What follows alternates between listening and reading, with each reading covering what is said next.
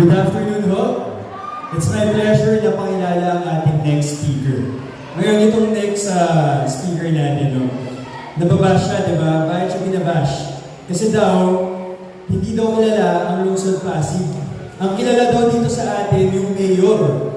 Pero nagpapasalamat ako kasi ang mayor natin ang nagpakilala sa Pasig sa buong Pilipinas. Tama? Ano ang pinakilala niya? Siya ang naging simbolo, no? Siya ang naging mukha ng tamang paggogobyerno. Siya ang nag-set ng standard natin sa kung paano tayo dapat mamuno. No? Kung paano tayo dapat ibalik ang binigay sa ating suporta ng ating mga residente, ng ating mga mamamayan. Okay? So itong taong to, ang taong may prinsipyo, ang taong may dignidad, ang taong hawig daw ni Kagawad Kobe. Wala naman tayo reklamo doon, Mayor. Pakilala mo na, walang iba, kung hindi, ang idol ko, ang idol nyo, ang idol nating lahat, Mayor Vigo Sota. Maraming salamat Kap Alex. Barangay Kapitolyo, magandang hapon sa ating lahat. Yung mga nandito sa bandang kaliwa, pati yung mga nasa gilid, okay pa po ba kayo? Okay pa, baka naantok na po kayo. Hindi pa po Yung mga nakatayo sa likod, ayos lang po ba kayo dyan? Yung mga nandito sa bandang kanan, ayun. Maraming salamat sa inyong napakainit na pagtanggap sa giting ng Pasig. Narinig nyo na po ang mensahe ni ng Congressman Roman, Vice Mayor Dodot, at ng ating mga konsehal. Maraming salamat din po. Siyempre, Gawad Kobe, kay Kap Alex, salamat sa kind introduction niyo po. May isang bahagi lang na hindi masyadong maganda doon sa sinabi ni Kap Alex, ano? Alam niyo kanina, pababa po kami. May tumawag sa akin na ate. Sabi niya, Kagawad Kobe! Ako, makausap nito. Pambihira. Tapos sumunod si Kagawad Kobe. May lalaki naman na sumigaw. Mayor Vico, ano yung nangyayari dito sa Boston? Nagkakagulo na po tayo mga kaibigan. Pero wala naman pong problema dahil kaibigan naman natin itong si Kagawad Kobe. Pero ang laking tuwa ko nung dumiretso, bumaba pa kami ng konti. Malapit na dito. May isa pang sumigaw na nanay naman. Sabi, Konsyal Porta! Kay Kobe nakatingin. Yeah. Okay na po. Ayos na ulit ang mundo. Pero biro po, muli po, maraming salamat sa inyo. Nasaan po ang mga taga-Ros Marilin? Taas po ng kamay. Ayun, ayos na. May mga taga-ibang lugar pa po ba? Siyempre. Kaya mga taga-Capitol Inn, nasa likod po. Mga taga-Angkong ba to? Ayan. Maraming salamat po nagkasama-sama tayo dito. Dito na rin nakabaan ng sobrang aking mensahe dahil baka magsasaing pa po kayo. Wala po kami ng panghapunan natin kaya bibilisan po na lang po ang aking mensahe. Yung mga konsyal naman po natin, kung mapapansin po ninyo, yung aning na konsyal natin ay dahan-dahan na pong umexit kanina dahil meron po silang committee. Meron po silang importanteng meeting na hindi na talaga ma-reschedule. Kaya inuna na po namin matapos sila. Huwag kayong mag-alala, yung meeting nila hindi po kay San Pedro. May importanteng meeting lang po sila na kailangan puntahan ngayon. Kaya naiwan muna kaming tatlo kasama ni Kapitan po natin. Sa totoo, may mga gusto akong banggitin na siguro pagkatapos na po ng eleksyon. Kausap ko kanina si Presami, may konting po tayo.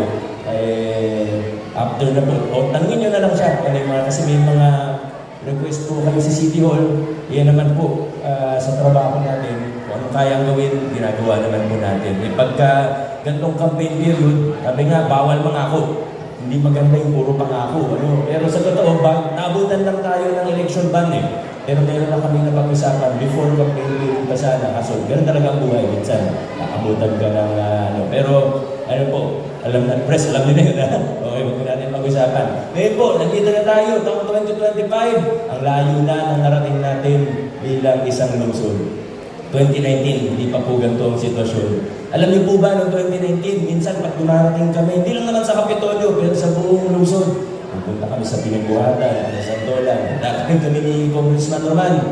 May lalapit po sa amin. Pero alam niyo yung lalapit na parang kinakabahan. Lalapit na ganun. Mabilisan, minsan nakala ko, hold upin ako sa paglapit. Biko, supportan namin kayo, pero pasensya na. Secret lang. Secret ka bakit kaya secret? Pagka sa amin secret lang, lalayo na yun. Tatakbo na pala yun. Minsan may nakadungaw lang sa bintana, bubulong lang na, tumingin lang yan. Pero dito lang kami, quiet lang kami. Minsan may nakakausap ako, sari-sari store, mabibintaan ng maliit. Nakakausapin ko, titigil ako doon. Sabihin na, Biko, kapag sa District 1, dito sa atin, tawag sa akin ng Konsi, pasensya, gusto namin ng pagbabago. Kaso, may anak ako yung scholar.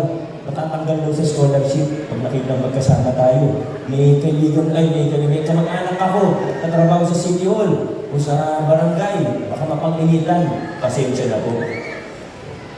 Ang madalas pong sinasabi ng mga opisyalis, siguro, na-experience din po na ito ng iba sa atin dito, hindi daw pwede mapicturean kasama namin yung 2019 dahil baka pag-Pasko, yung samahan nila, wala nang bayon. Alala niyo po yung mga panahon na yun. Pero fast forward, 2025 na po ngayon, tinalikuran na natin yung style ng takutan. Tinayawan na natin yung palakasan. Nabanggit ko na lang din yung Pamaskong Handog. Alam niyo, yan po yung paborito kong simbolo sa pagbabago natin. Kasi kahit simpleng halimbawa lang po siya, malalim yung pinanggagalingan natin na pinapakita natin sa simpleng halimbawa ng Pamaskong Handog na posibleng magkaroon ng isang pamahalaan na pantay-pantay ang tingin sa bawat isang mamamayan. Yan yung napatunayan natin sa Pamaskong Handog. Hindi tatanungin kung anong kulay ng politika mo, hindi tatanungin kung kaibigan ka ba o kalaban, hindi tatanungin kung sinong sinuportahan mo sa eleksyon. Basta ikaw ay taga-Pasig, ibibigay yung tamang servisyo sa iyo. Yan yung pinakita natin sa mga Pamaskong Handog. Naalala ko pa po, isa ibang halimbawa naman, naalala po natin noong 2019, uso-uso yung mga membership. May lab organization, may blue card sa LGU, may yellow card. Yung blue card, yung tinatawag na privilege card para sa mga 60 pataas. Meron po ba dito mga senior high school na po kayo? Ano po ba? Senior citizen. Ayun naman. Hindi naman kayo mabiro. Senior citizen. Mga senior citizen. Naalala nyo dati yung mga blue card. Yung iba siguro, may nagkaroon po kayo ng blue card, pero marami din pong hindi nakatanggap o hindi nakakuha ng blue card. Diba? Pero dati, pag may blue card na yun, may mga kasamang benepisyo yan. Una, pag Pasko, meron kang 3,000 pesos. Pangalawa, pag pumunta ka sa city hospital natin, pwede kang palibre, basta dala-dala mo yung card mo. Noong 2019, tinanggal ko yung mga card, membership na yan. Noong una, maraming galit dahil maraming mga senior pumunta sa opisina ko noong 2019. Sabi nila, Mayor, ba't mo naman tinanggal yung blue card? Yung nakakatanggap ako ng benepisyo dyan. Pero siguro ngayon, nakita na po natin kung bakit. Kasi ayaw natin na may isang grupo lang na nakakatanggap, kung mas malapit sa kusina, kung nakakuha ng card, miyembro ng ganito, na mas maganda yung benepisyo nila. Dapat kung ano yung kayang gawin ng pamahalaan, kung ano yung pwedeng ibigay ng ating gobyerno, kung kaya pwede naman, ba't hindi natin ibigay sa lahat ng mamamayan? Hindi yung pinilang, hindi yung kung sino yung malapit lang sa kusina. Ito po yung ginawa natin. Ngayon, pumunta po kayo sa, diba, dalawa po ang City Hospital. Sa RMC, may pondo din po tayo dyan. Pero yung hospital ng city mismo, yung city ang nagamayari, ay PCGH, General Hospital, at yung dating Children's Hospital. Yung dating Children's Hospital, kino-convert na po sa kasalukuyan, diba nabanggit po kanina, kino-convert po, dati 60 beds pang bata. Nakita natin, puno talaga ang hospital. Sa totoo, kahit sa private hospital, puno. Lalo na sa public hospital, puno-puno. Ano pong ginagawa natin? Mula 60 beds na pambata, ibig sabihin, mas maliit yung kama, Ngayon po, under renovation, 120 beds na po ang dating Child's Home. Pasig po, medical center na po siya ngayon. Hindi kinailangan magtayo ng bagong ospital. Wala na pong lupa sa Pasig. Di ba? Kailangan improve natin kung ano yung meron na tayo. Kung pwedeng pagandahin, hindi, kung ano yung, gamitin natin na maayos yung pondo ng Pasig. Hindi yung ano lang maisip ko, ano lang yung talagang Pero yan po. So ngayon, pagpunta kayo sa ospital natin, balikan natin yung card. Dati kailangan mo ng card para malibre sa ospital. Ngayon po, pag sa city hospital natin, basta ikay taga-Pasig, kahit hindi senior, no balance billing na po tayo. Ganyan na po tayo ngayon sa ating mundo. May isa pa po, mamaya na lang po, at ipitan ko po kayo mamaya. Pero ito po nabanggit ko na lang din po yung senior. Hindi na ako magbabanggit ng iba pang sektor. Kasi baka masyado po mahaba. Pwede naman ako magkwento tungkol sa scholarship. Taon-taon, tumataas yung bilang ng scholarship natin. Di bagong pag-asa scholarship pa tayo. Sa mga bedridden po natin na kalungsod. Meron na tayong social pension din. Inilulusan na rin po yan ngayon. Yung mga improvement, gaya ng sa ospital. Marami pa po ibang pwedeng ikwento. Pero nasimulan ko na lang din naman yung sa senior citizen. Itutuloy ko na po. Noong 2019, meron din tayong naabutan na isang maliit na grupo na may malalaking allowance galing sa LGU. Ito po yung mga opisyalis ng samahan. Kahit sa totoo, wala naman masyadong ginagawa para sa LGU. Minsan nagkakaproblema pa nga. Yung mga iba, hindi magkaroon ng benepisyo kasi hindi nila kasundo. Iniipit yung papel, hindi sila binibigyan ng pirma dun sa kailangan sa application form. Nagkakaproblema pa. Tapos ang lalaki ng allowance nila, 3,000 hanggang 5,000 pesos. Nasa 300 lang po sila sa buong Pasig na nakakatanggap ng ganung allowance ngayon. Alam niyo po kung ilang senior citizen natin, halos 80,000. So, ibig sabihin, 300 plus, may napakalaking allowance, 3 to 5,000 pesos per month. Samantalang yung 80,000 na pasigyan nyo na senior, walang ganun. Ano pong ginawa natin? Panahon ng pandemya po natin ito ginawa. Kasi naabutan lang naman natin ng 2019. Tinanggal natin yung allowance nila. Siyempre, yung iba nagalit. Yung iba naman, in fairness po sa kanila na unawaan nila, o nung una nagalit sila, pero maya-maya, naintindihan din naman nila kung bakit. Ang ginawa po natin, tinanggal natin yung allowance nila. Nasa more than 20 plus million pesos per month po yun. Per year po yun. Ngayon, kinuha natin yung pondo na yun, naglunsad tayo ng bagong programa. Nagdagdag pa tayo ng pondo, dito po na po ang ating local senior pension. At alam niyo po ba kung ilan na ang beneficiary ng local senior pension ngayon? Muli po, nasa 300 plus lang na nakikinabang dun sa malalaking allowance. Ang ginawa natin, 1,500 per quarter para sa mga senior na nasa age of retirement, 65 pataas. Basta wala pang ibang pension. Sa ngayon, nasa more than 20,000 na ang beneficiaries ng local senior pension.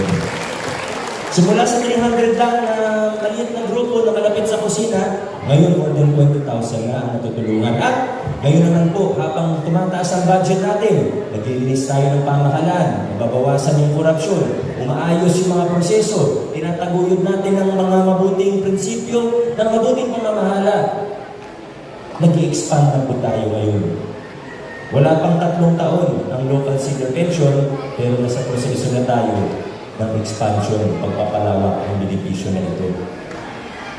Kung dati, o kung simula 2022, ito po ay para sa mga wala talaga pensyon, yung zero. Ngayon po, pasado na ng City Council, kasama na rin po yung may mga SS na maliliit hanggang 4,000 pesos. Kwalipikado na rin po sila. Kasama kayo doon, Anay. Sana po, nanon ko may mga ibang may SS pension na 1,800 hanggang 3,000, iba yun yung mga common bracket. Pwede na rin din kayo. Ganyan po ang inyong pamahalaan ngayon. Kahit anong sector po tingnan natin o pag-usapan natin, ganyan po ang modelo, ganyan ang proseso natin. Tinitingnan natin, ano ba yung problema? May ilan lang ba na malapit sa kusina na mas malaki yung benepisyo na natatanggap? Ayaw natin ng ganyan. Gumawa tayo ng programa na makatarungan, gumawa tayo ng programa na pantay-pantay ang tingin sa bawat isa. Kung ano yung talagang tulong na kailangan ng tao. Kung ano yung magandang gawin, sa maayos na proseso. Yan pong ginagawa. At habang tumataas ang budget natin, habang gumaganda ang kalagayan ng ating pamahalaan, lalong lumalawak, lalong lumalaki yung mga benepisyo, tulong at serbisyo mula sa ating pamahalaan. Ganito po ang ating pamahalaan ngayon. Excuse me po, commercial lang po ako kasi nauubo po ako. Lalayo po ako ng konti para hindi po kayo matalsikan ng laway. Ngayon po, ngayon naman po, sa kasamaang palad, ito medyo seryosong usapan po ng konti. Sa kasamaang palad, kahit marami po tayong tagumpay, maraming magandang pagbabago na naipatupad sa ating lokal na pamahalaan, ang totoo, may iilan, kumukunti na naman yung bilang nila kumpara sa 2019, pero nandyan pa rin po yung ilan. May iilan po na gusto tayong umatras pabalik dun sa mga lumang kalakaran. Lalo na po yung sa procurement natin, nilinis po talaga natin yan.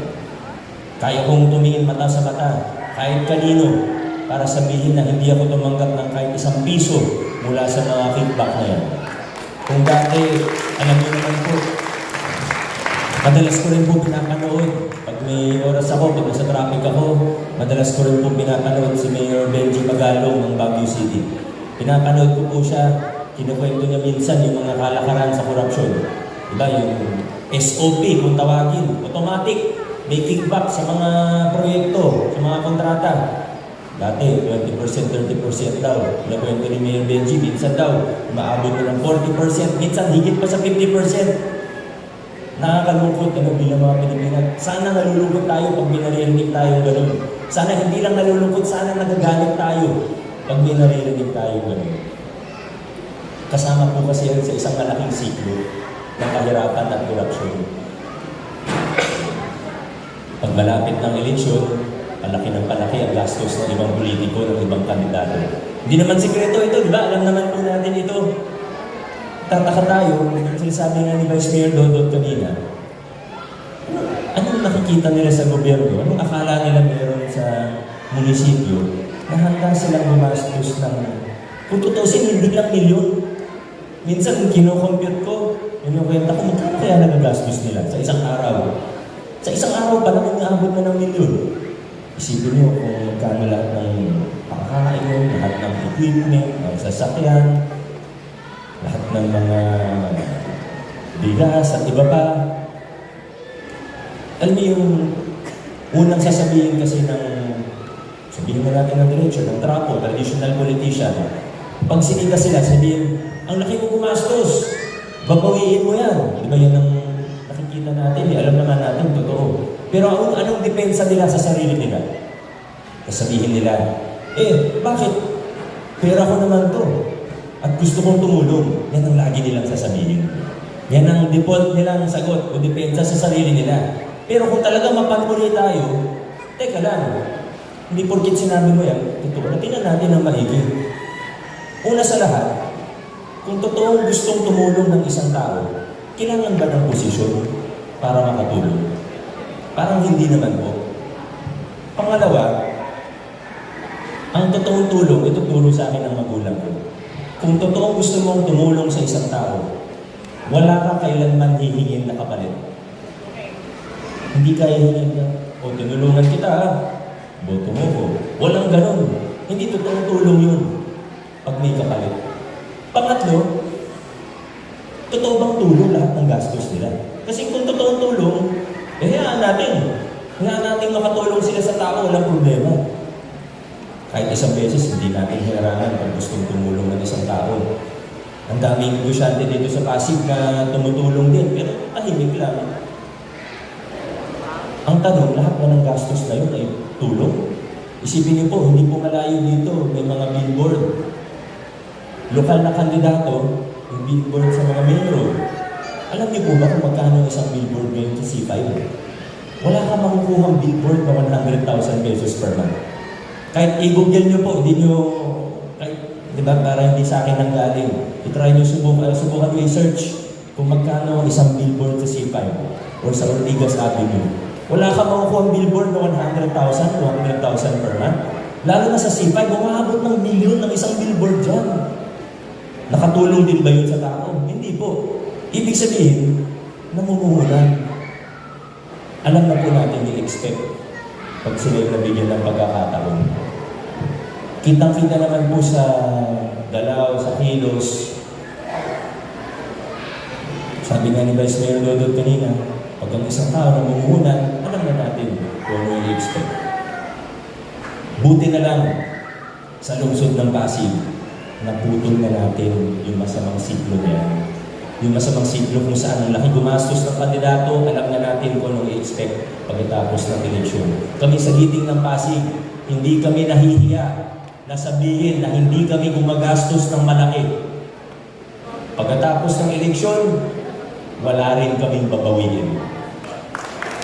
Hindi kami nahihiyang sabihin yun. At naniniwala po naniniwala po ako na ito ang isa sa susi para umunlad ng tuluyan ng Pilipinas.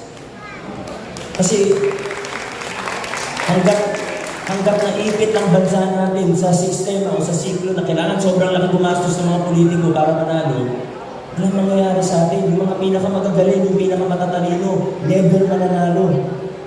Kailangan malaking pera, kailangan gumastos. Alam naman natin din babawiin yun. Pero muli po, ang saya ko dahil yung pakiramdam ko, blessed ako kasi nabigyan ako ng pagkakataon ng Diyos at ng tao. Binigyan niyo ako ng pagkakataon para makatulong, para putulin na ang siklo na ito sa ating bayan. Dito, simulan natin sa lungsod ng Pasig, putol na natin ito. Pakita natin sa iba na posible. Kaya, alam niyo, malaki din ang pasasalamat ko sa inyo kasi ang isang mayor, limitado po yung magagawa. Hindi po kayang gawin ng lahat. Diba? May isang tao lang ako. Kahit mayor pa ako, may hangganan yung kaya kong gawin. Pero nadodoble, triple natin ang pwersa natin dahil magkakasama tayo. Minsan mapapagod ka rin eh. Mahirap po makipaglaban sa malasindikatong grupo na kumikita ng bilyon dati. Hindi ibiro yung ginagawa po natin. Minsan napapagod din ako. Pero makita ko lang kung paano mo sinusuportahan yung pagbabago natin sa lungsod ng Pasig. Nabubuhayan po ako rin. Kaya sana mo po kayo magsawa. Yung 2019, nasimulan po natin. Swerte ako kasi may nakasama ako isang matibay na tao na may prinsipyo para congressman. Ngayon, nakikita naman natin kung paano siya magtrabaho. Yung pamaypay na yan, nakita po natin lahat ng mga batas. Hindi pa kulang mga yung listahan na yan. Sa totoo lang, hindi na magkakasya ng tagilan. Napakaswerte natin na meron tayong isang congressman, Roman Romulo. Pero noong 2022, nagkaroon tayo ng kasama sa Vice Mayor na matibay din. Marami akong sabihin. Marami akong pwedeng sabihin na maganda tungkol sa kanya, pero dalawang bagay na lang. Una, napaka-professional. Hindi pala absent. Ang hirap po magkaroon ng Vice Mayor na hindi pumapasok.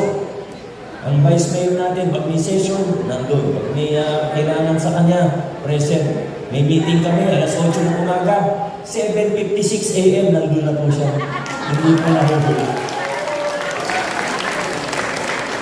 Pangalawa, may integridad po siya. At kapareho natin siya ng ating prinsipyo. Gusto niya rin ng tapat na pamamahala at pinatupad niya ito sa City Council. Vice Mayor Dodot Jaworski.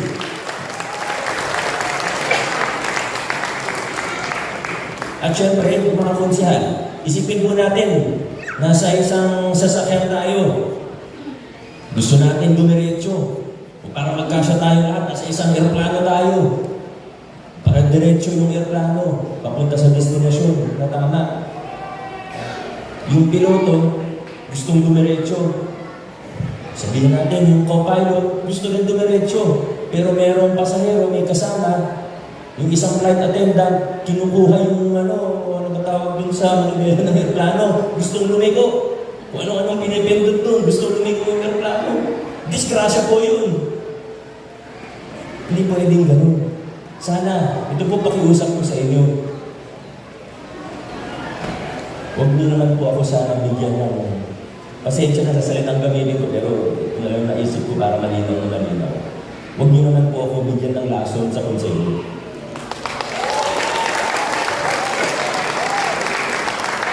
Yung iba po, siguro sabihin natin mabait. Wala naman problema eh. Kung makita tayo sa labas, magkasalubong tayo sa kung saan man, magkausap. Sa totoo, may mga kaibigan ako na nasa kabila. Kaibigan, walang problema. Mabait po sa mabait. Pero ang hirap, hindi natin makasama sa trabaho dahil hindi tayo pareho ng prinsipyo sa kanila. May mga nakasama tayo. Nung unang term ko, wala kaming line-up ni Congressman. Kaming dalawa lang po. May mga nakasama tayo, mabait. Muli po, kaibigan kung kaibigan. Pero habang naglilinis tayo ng pamahalaan, zero kickback, pinapatupad natin, biglang may mga balitaan kami kung saan humihingi ng porsyento sa kontraktor. Nahihirap po. May nababalitaan ka na konsyahal, siya yung naglalakad para sa Pogo, para sa iba pang illegal na sugat. Tama na po. Hindi na natin kailangan ng kasamang ganyan. Wala nang espasyo sa City Hall para sa mga tao na gano'n. Kaya, ingat po tayo kasi magkakulo. Pwedeng mabait, pwedeng sabihin na natin matulungin o ano, pero kailangan natin mga tayong kapareho natin ng prinsipyo. Kasi alam niyo, noong 2022, nagkaroon tayo ng majority, mas kumanda pa ang takbo ng ating pamahalaan, mas bubilis. Mas nagawa ko kung yung kailangan kong gawin, mas nakapag-focus ako sa trabaho. May mga nagagawa din sila na kulang din ang oras ko. Hindi ko naman nakikita lahat, hindi ko kayang kausapin lahat. Sobrang laki na ng lungsod natin. 1 milyon na po tayo sa Pasig. Pero sa tulong ng mga konsyal natin na kasama, na kaprinsipyo, kaalyado, parang nahahati ko yung sarili ko sa ilan. Talagang mas gumagaan, mas kahit pa paano mas gumagaan ang trabaho. Kaya mga kaibigan, sana kasama po natin yung 2025, Congressman Roman Romulo, Vice Mayor Robert Jones, 6 na konsehal ng meeting ng Pasig, 4, 6, 11, 13, 14, 15. At kompleto na po ba?